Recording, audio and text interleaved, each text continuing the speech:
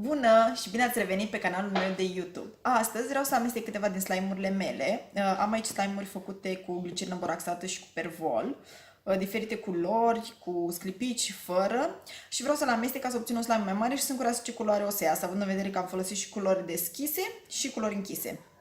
Să începem. Se eliberez aici mijlocul. Am aici un slime făcut cu pervol. Frășturică.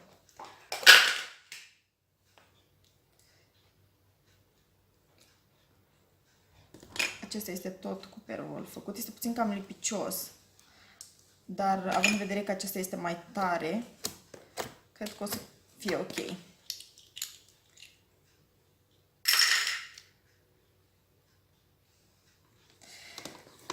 Avem aici un cupcake super drăguț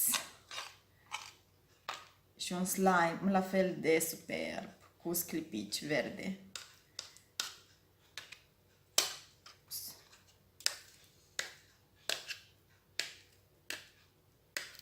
Care de asemenea este moale. Am câteva care sunt mai moi și câteva care sunt mai tari. Acesta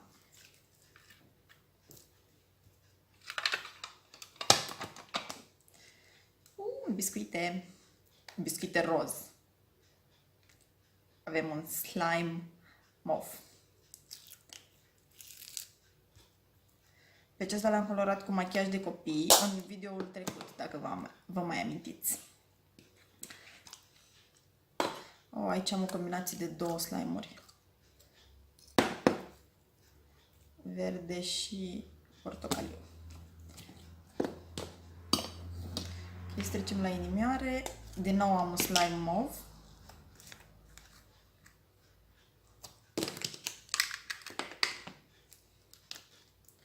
Unul verde, verde închis.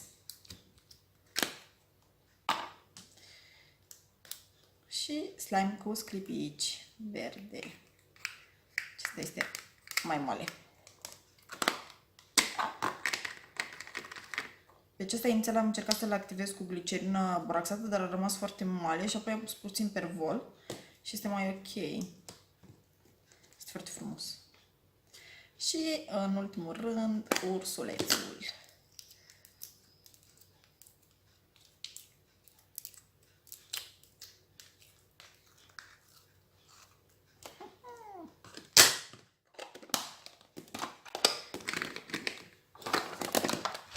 O să eliberez asta.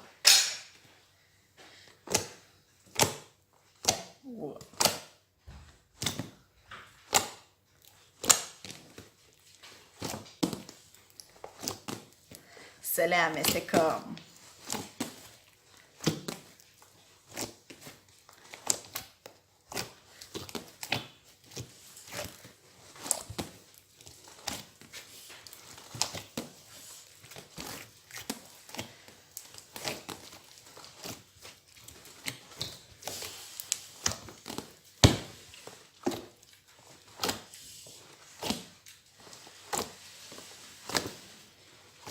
Hello, Buffy!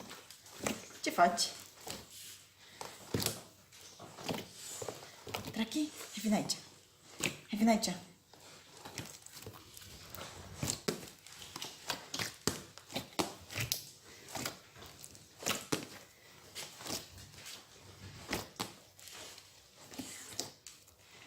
Hei, Buffy!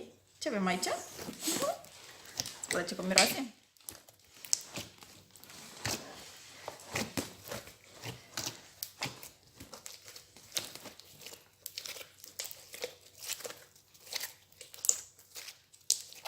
Este uriaș. Nu pot să-l cuprind cu două mâini.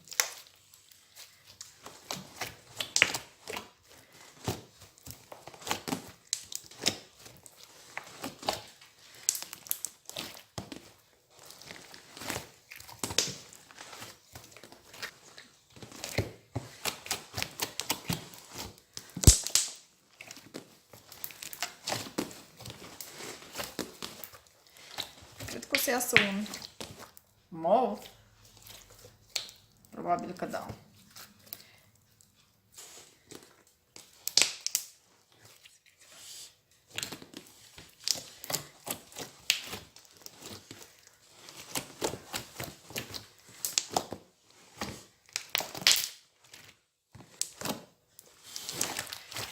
Foarte relaxant să te joci cu slime-ul.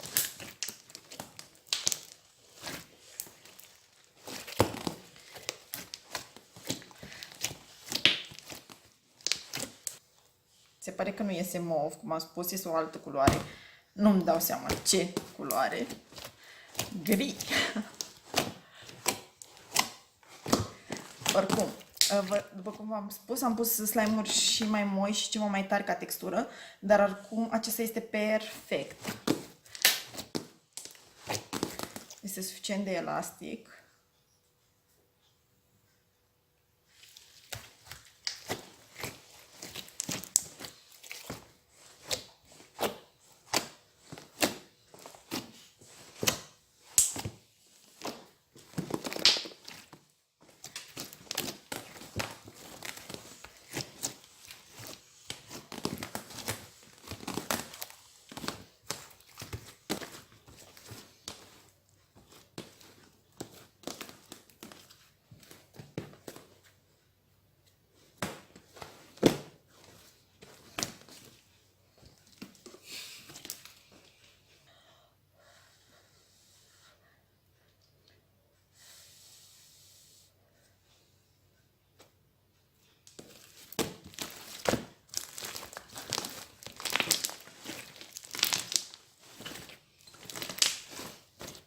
Cam acesta este rezultatul final. Culoarea este gri, zic eu, cu sclipici. Textura este super.